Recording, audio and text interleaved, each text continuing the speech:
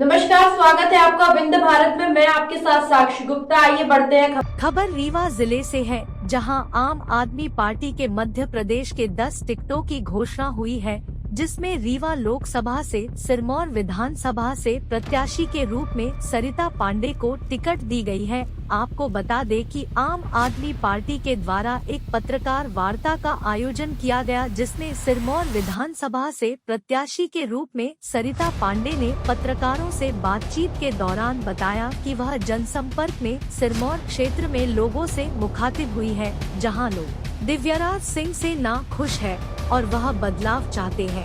वहीं आम आदमी पार्टी के कार्यकर्ताओं के द्वारा बताया गया कि उनके द्वारा किसी भी प्रकार की कोई भी जाति भेद नहीं किया गया है। उनके द्वारा कोर मुद्दों जैसे शिक्षा, पानी, चिकित्सा जैसे मुद्दों को आगे बढ़ाया गया है और उनके निराकरण की मांग की गई है।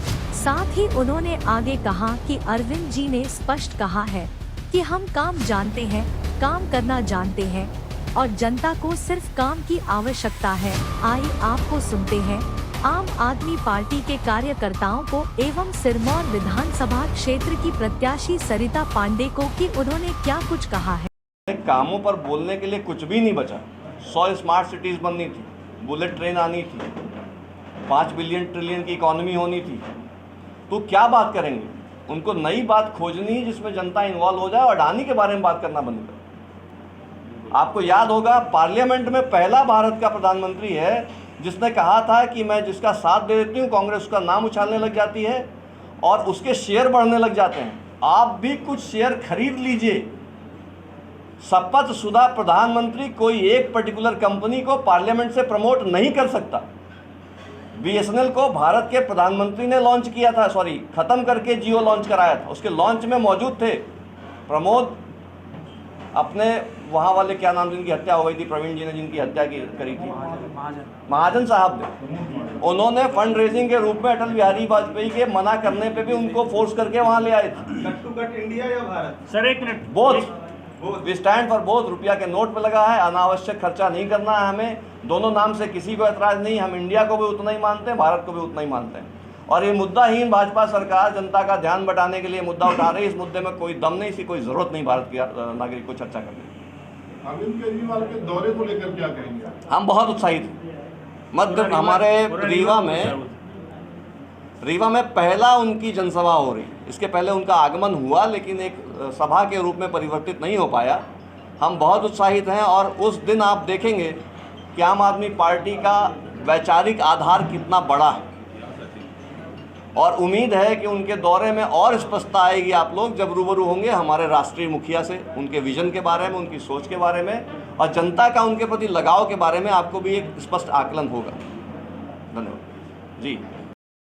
देखिए, सिरमौर विधानसभा में जैसा कि मैंने आपको पहले भी बताया कि मैं जनसंपर्क के दौरान जब लोगों से मिलती हूँ तो जो क्षेत्र की जनता है वो माननीय दिव्यराज जी से बहुत ज़्यादा असंतुष्ट नज़र आती है, क्योंकि वो ये कहती है कि जब से माननीय विधायक जी हुए हैं तब से उन्होंने क्षेत्र में किसी भी प्रकार का विकास का कोई कार्य नहीं किया है, तो वो परिवर्तन चाहते हैं।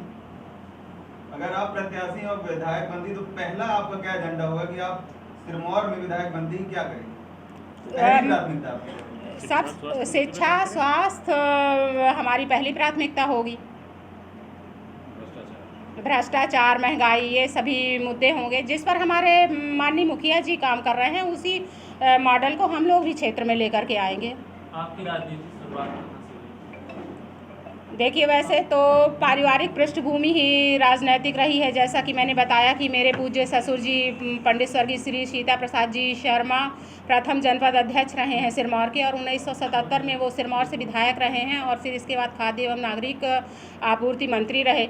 उनका केवल एक ही मतलब वो सच्ची सोच रखते थे कि देखिए, धन कोई भी कमा सकता है लेकिन नाम कमाना बहुत बड़ी चीज़ होती है, तो हमको धन के पीछे नहीं भागना चाहिए। हमको नाम कमाना चाहिए। और आज उन्होंने जनसेवा के बलबूते पर क्षेत्र में इतना नाम कमाया है कि मतलब जब मैं लोगों से मिलती हूँ तो बहुत आदर और सत्कार के साथ लोग उनका नाम लेते हैं। उन्हीं से मुझे ये प्रेरणा मिली है कि मैं इस क्षेत्र में आकर के और जनसेवा के काम कर सकूं। और पार्टी भी इसी बेस पर काम कर रही है, जैसा कि मतलब ईमानदारी के आधार पर पूज्य ससुर जी क्षेत्र में काम किया करते थे, तो मैं भी उसी प्रकार से और उनके ही आदर्शों पर चल करके और आगे बढ़ना चाहती हूँ। अमित भैया जी भाजपा समर्थित प्रत्याशी है और राजू भाई, सदस्य भी समर्थित प्रत्याशी है। ऐसे में आपका क्या कोर एजेंडा होगा? आप कैसे, क्या रणनीति है, क्या आपकी प्लानिंग होगी कि आप जनता से कनेक्ट हो पाएं और इलेक्शन को निकाल पाएं? सबसे पहले तो मैं अपने पत्रकार भाइयों का बहुत बहुत स्वागत करती हूं और अपने सभी दर्शकों को सादर प्रणाम करती हूं।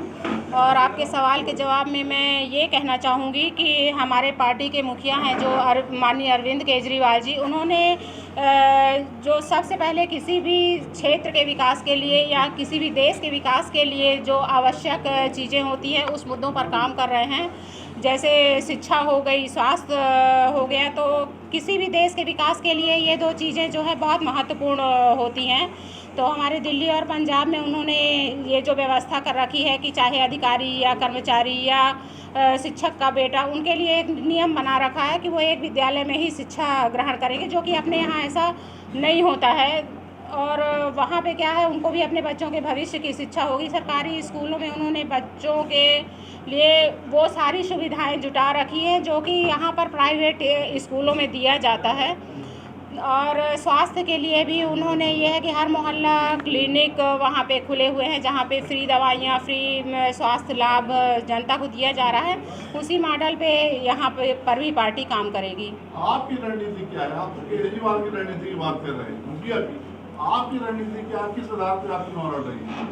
मैं इस आधार पर चुनाव लड़ रही हूँ कि मैं सिरमौर विधानसभा में जा कर के जन जन तक पहुँच रही हूँ, लोगों से अपनी बात पहुँचा रही हूँ। और जो भी नैतिक मुद्दे हैं जनता के, वो जनता का सहयोग लेकर के ही और उन मुद्दों को रख रही हूँ। भाई वहाँ पर महंगाई बहुत ज़्यादा है, भ्रष्टाचार बहुत ज़्यादा है।